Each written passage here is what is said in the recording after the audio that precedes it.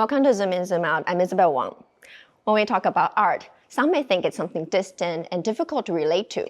But art exists everywhere in our daily lives. It can be as simple as a hat. Spanish photography duo Anna and Daniel, they are applying their architectural background by using ordinary projects into something colorful and something geometrical. So their first exhibition in Taipei, called A World of Wonder, is inviting visitors to be a part of their universe that's creative and imaginative.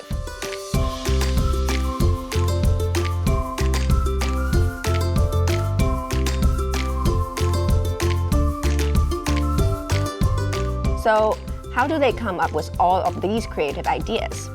Why does their work attract millions of followers on social media? Let's talk to them to find out more. Anna and Daniel, welcome to our show. It's so nice to have you here in Taiwan. Thank you so much for having us. We're It's so a happy to pleasure. be here, yes. Let's start off where we're at. It's your first time in Taipei. The exhibition is great. We see a boba tea work. Specifically, you prepare for this Taiwan tour. Can you walk us briefly through what's the process be like, the creation process? Everything starts with a drawing because words can be imperfect, but drawings are so easy. And once we have the concept clear, we start an entire production, let's say, in which that drawing starts to become a reality through experimentation, a lot of trial and error. And then we come to an image that if you are behind the camera or if you're just walking by when we are working, you can clearly see because there's no need for Photoshop, there's no AI, everything is 100% made in camera. Anna, what about you? What do you think about the work, the boba tea? The bubble tea, it's a special one. Well, of course, it's our love letter for bubble tea.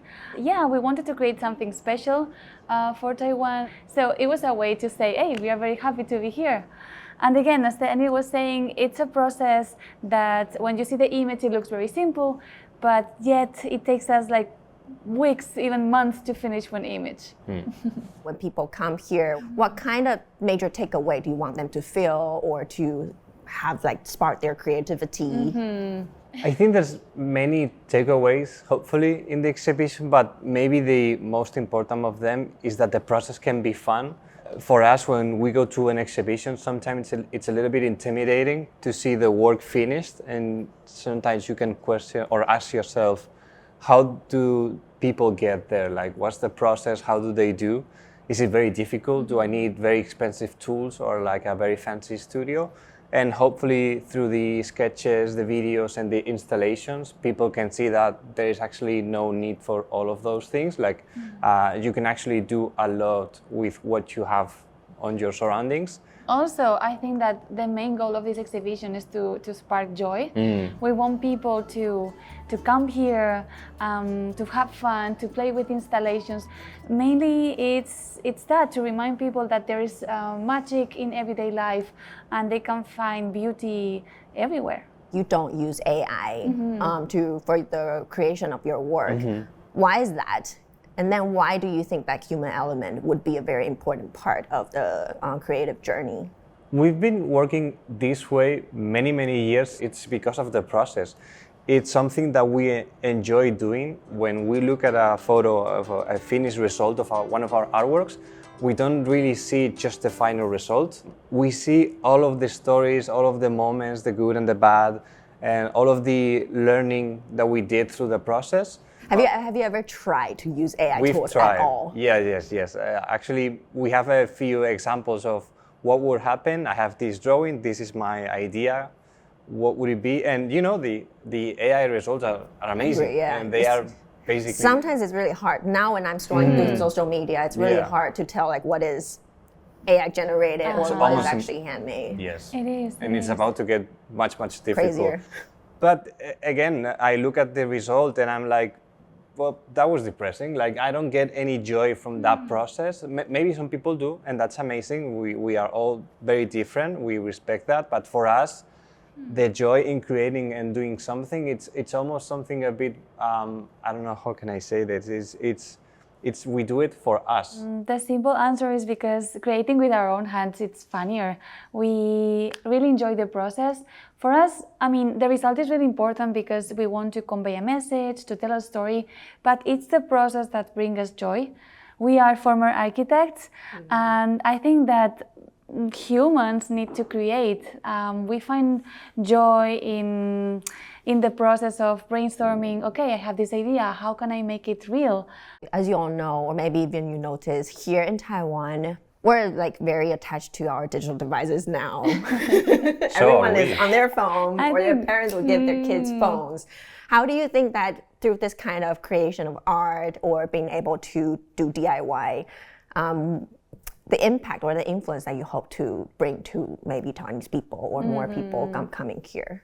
When I'm doing things that maybe I don't enjoy doing that much, I prefer to stick with AI. But if I'm doing something that I really enjoy, why would I do that with AI? I think it's all about having an alternative that you prefer, and hopefully people, when they come here, they can bring their iPads. We're okay with that, but maybe they see that they can do something funnier with their friends or with their kids. And from the experience we've had so far, people are really loving it. So we don't have the necessity to fight against AI. I also feel that when I was a kid, I used to get bored a lot of time, and I would ask my mom, like, "Hey, mom, what can I draw, or what can I do?" And I think that kids are missing that because they have no patience. Everything it happens very quickly. For example, if you want to learn the piano, you have to be patient. Teaching them that if you want to gain a skill, you have to focus, you have to be patient. I think that it's something that technology is taking us away. So coming here in an exhibition where you can see artworks and you can play, you can interact, I think it's really fun. And then you actually mentioned that the initial sketch is very important, especially your background as an architect. Have your approach changes over the years? You try different things, or when you're creating new works? I think the process still remains the same. It's very architectural, but it's true that over the years we become more and more picky. At first it was more spontaneous. We would see a facade, and outfits, for example, were not that planned. It will be okay to be wearing all black, for example, or all white. More spontaneous. More spontaneous, yes. But now it's like we plan everything. This sketch has to be perfect. I would say that it evolved in terms of planning and designing everything very in the detail, right? And also, because of we were at the beginning very interested in architecture, and now we are getting more and more interested into concepts and props and objects and even fashion. So now, for example, Anna is doing, like she was saying at the beginning, it was about the clothes that we had at home or the ones we owned. And now it's all about, okay, I need a green skirt. How can I make that? Or I need to make the bed covers in orange. How can I do that myself? Because sometimes you go to the market to look for a specific thing and it doesn't exist. I think that's how it has evolved. Most of the people, they would prefer to separate work and their life, to have work-life balance. But you two, I see the interaction. You're very close. You work together. You're also in a romantic relationship. Yes, we can confirm. So how do the rumors are true. So how do you strike a balance between that while you're working or daily life? Okay, you want to answer this one? I don't know what the work-life balance. I don't know what that is, but I'm happy with that. I think for us, it's all the same thing. And we totally understand how that doesn't work for everyone else. But for us, for some reason, we've been doing it for a very long time, and it has always worked because we have a very similar point of view. We are producing something that people tell us each and every single day that they are smiling because of it, that they are getting something beautiful, that they get inspired. Have you ever got into a fight throughout the creation process? You want to know. How long do we have? No, I think that we call them creative tensions. Yes. I think that they are necessary because imagine that Daniel says, I want this background blue, and I say, oh, perfect, let's go for it. It will be, too easy. We both have different skills. For example, my part is the creative part, and Daniel is very good at seeing, okay, how can we make this image better? How can it technically be perfect? So we have this balance that it's perfect, but of course, when we are working, we work for a lot of clients worldwide, and when you work for advertisement, timings are really tight. But overall, I would recommend, I would do this 100% again. It's really fun to do something that you love with the person you love. I know that for you, you'll travel for work, but if there are, because the world is so big, if there are places that you can't actually go physically yet, for example, before you came to Taiwan, you create the boba tea work.